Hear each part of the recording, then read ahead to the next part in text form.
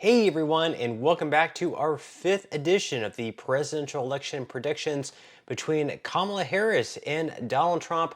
In the first two, we had Donald Trump winning, and the last two, we've had Kamala Harris winning. So this is going to be the fifth one. And since then, we had some big news with Robert F. Kennedy Jr. deciding to drop out of the race. And good news for Trump supporters. 54% of Robert F. Kennedy Jr. supporters consider themselves to either be Republican or lean Republican, whereas just 38% of RFK Jr. supporters consider themselves to lean Democrat or be Democrat. So with RFK Jr. not just dropping out of the race, but also throwing his support behind Donald Trump, this is going to be great news for Trump in those swing states such as Nevada, Arizona, Georgia, Pennsylvania, Michigan, and Wisconsin. But before we go ahead and dive into our map for today, leave your thoughts and comments below. Who do you think is going to win the 2024 presidential election? Do you think that Kamala Harris is going to win? Or do you think Donald Trump is going to win? So without further ado, let's go ahead and dive into it. And just in our usual fashion, we are going to be starting out west with California, Oregon, and Washington. Undoubtedly going to Kamala Harris. Not much of a chance for Donald Trump to win either of those three states. Now we're going to go ahead and jump into our first swing state. This is going to be Nevada on average. Trump leads Nevada by 1.4 points. And according to the most recent poll by Rasmussen Report, Trump leads this state by 2 points. So we are going to give Nevada to Trump. 6 electoral college votes going to Trump. Trump is also going to be taking Idaho, Montana, Wyoming, and Utah as well. Now we're going to be going to our second battleground state in Arizona. On average, Trump does have a narrow lead by 0.2 points. Of course, in some of the most recent polling by Rasmussen Reports, Trump leads that one by 2 points, but the New York Times poll has Harris winning that one by 5 points. But the fact that RFK Jr. dropped out of the race and is throwing his support behind Trump, we're going to give Arizona to Trump with that said. So Arizona is going to be going to Trump, and we're also going to go ahead and give Kamala Harris the state of Colorado, and we're also going to give her the state of New Mexico as well. Now, as far as Texas goes, this is a state that Democrats have wanted to turn blue for quite some time now, but it's not going to happen in 2024.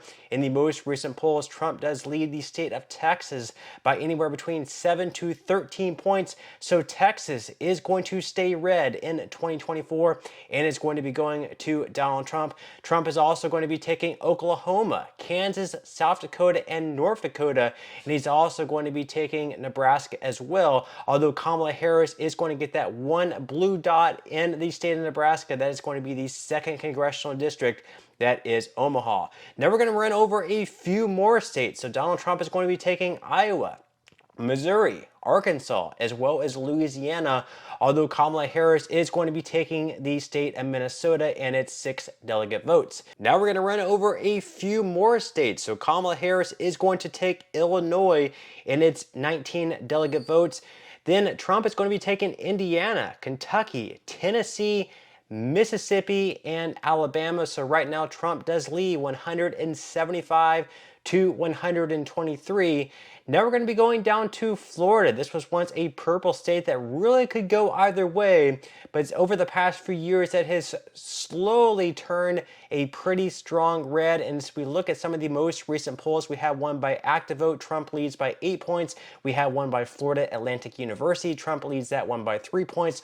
So Florida is going to be going to Trump. So Trump is going to be taking Florida and its 30 delegate votes. Trump is also going to be taking South Carolina as well. He's going to be taking West Virginia, and he's going to be taking Ohio. So Trump is off to a pretty solid lead at this point, 235 to 123. But of course, Kamala Harris is pretty much going to be taking the majority of those northeastern states. So Kamala Harris is going to be taking New York, Vermont, New Hampshire, Massachusetts, Rhode Island, Connecticut, New Jersey, Delaware, Maryland, as well as DC. But Donald Trump is going to be taking 1 delegate vote in the state of Maine. That's going to be the 2nd congressional district. We are going to be giving that to him.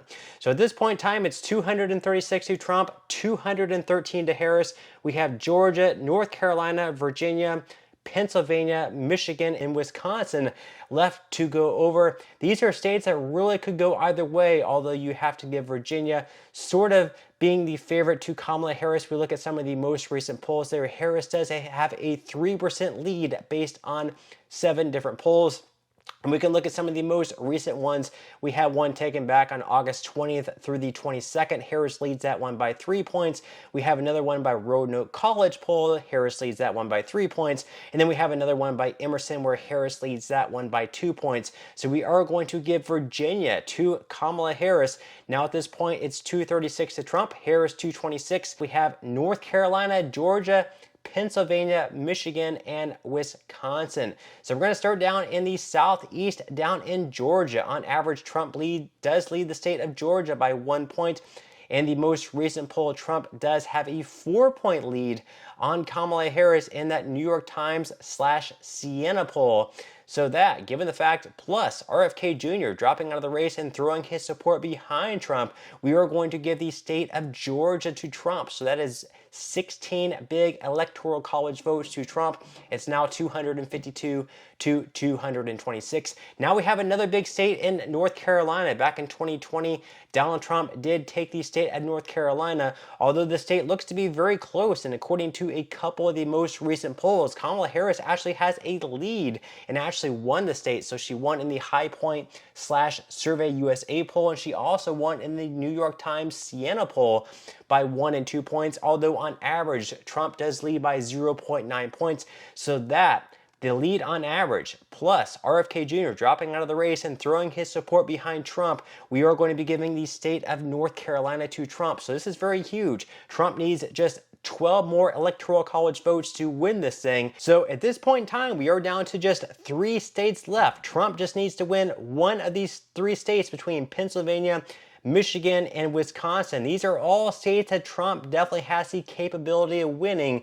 Whether or not he can, it's going to be very hard to say. It's going to really be a coin flip either way. But with that said, we are going to start out in Wisconsin. Right now, on average, Kamala Harris does lead by 1 point. In the most recent poll by Rasmussen Reports, Harris won the state by 1 point, but that was before RFK Jr. dropped out of the race, so it could be very close. It really could go either way, but we are going to give Wisconsin to Kamala Harris. So that gets it a little bit closer. At this point in time, Trump either needs to win Michigan or Pennsylvania. Kamala Harris, of course, has to win both of these states. So we are going to move out east to Michigan. So right now, on average, Kamala Harris does lead the state of Michigan by 2 points, and she led in the most recent Rasmussen Reports poll by 1 point. Very, very close. And once again, with RFK Jr. dropping out of the race, it could give an advantage to Trump here. But with that said, we are going to go ahead and give Harris the edge in the state of Michigan, leaving Donald Trump with just 1 state left to win. And we've said it all along for the past several months. It's really going to come down to Pennsylvania. If Donald Trump can win Pennsylvania, he's more than likely going to win this election. If he does not win the state of Pennsylvania, more than likely he is not going to win the 2024 presidential election. So once again, it is going to be coming down to Pennsylvania. And on average, good news for Trump, he does have a narrow lead, 0.2 points on average. And according to the most recent polls, we have a poll by Insider Advantage. Trump leads that poll by 1 point. We have one by Rasmussen Reports. Trump also leads that one by 1 point. And we have one by Emerson. Trump also leads that by 1 point. And all 3 of those polls were once again before Robert F. Kennedy Jr. dropped out of the race.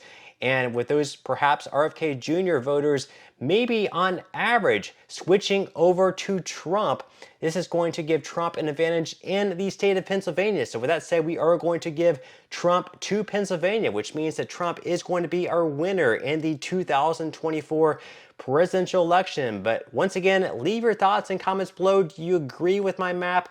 Do you disagree with my map? Who do you think is going to win the presidential election in November? Do you think it's going to be going to Kamala Harris, or do you think that Donald Trump is going to win? Leave your thoughts and comments below. I would definitely love to read them. But with that said, that's all we have for today's video, and I will see you in the next one.